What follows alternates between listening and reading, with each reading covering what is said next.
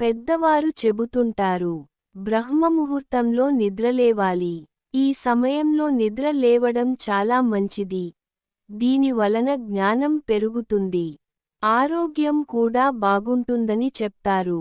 అయితే చాలా మందికి అసలు బ్రహ్మ ముహూర్తం అంటే ఏ సమయం, కరెక్ట్ టైమింగ్ తెలియదు.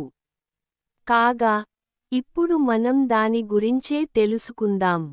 పురాణాల ప్రకారం తెల్లవారు జామున 3 గంటల నుంచి 5 గంటల సమయాన్ని బ్రహ్మ ముహూర్తం అంటారు. ఈ సమయంలో వాతావరణం చాలా బాగుంటుంది. అందువలన ఈ సమయంలో యోగా లేదా ధ్యానం చేయడం వలన చాలా ప్రయోజనాలు ఉంటాయని చెబుతుంటారు. అంతేకాకుండా బ్రహ్మ ముహూర్తంలో నిద్ర లేవడం వలన అనేక ఆరోగ్య ప్రయోజనాలు ఉన్నాయంట. బ్రహ్మముహూర్తంలో ఎలాంటి శబ్దాలు వినిపించవు. చల్లటి గాలి, ప్రశాంతమై వాతావరణం ఉంటుంది.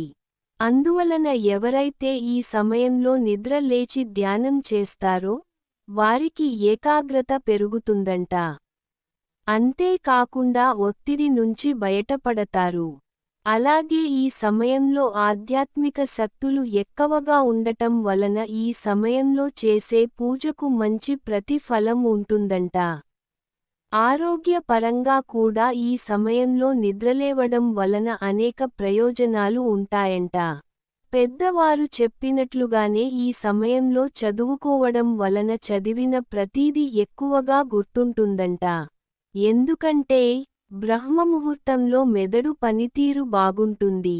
ఈ సమయంలో చదువుకోవడం వలన మెదడులోని జ్ఞాపక శక్తి కేంద్రాలు ఉత్తేజితమై చదివింది గుర్తుంటుందంట.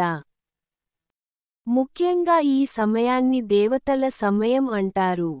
ఎందుకంటే ఈ ముహూర్తంలో దేవతలందరూ భూమిపై సంచరిస్తారని, అందువలన ఈ సమయంలో ఏ పూజ చేసినా అది వారికి చెందుతుంది.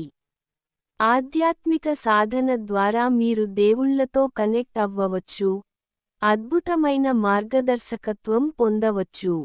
ఈ సమయంలో చేసే ఏ పని అయినా సరే మంచి ఫలితాన్ని ఇస్తుందంట.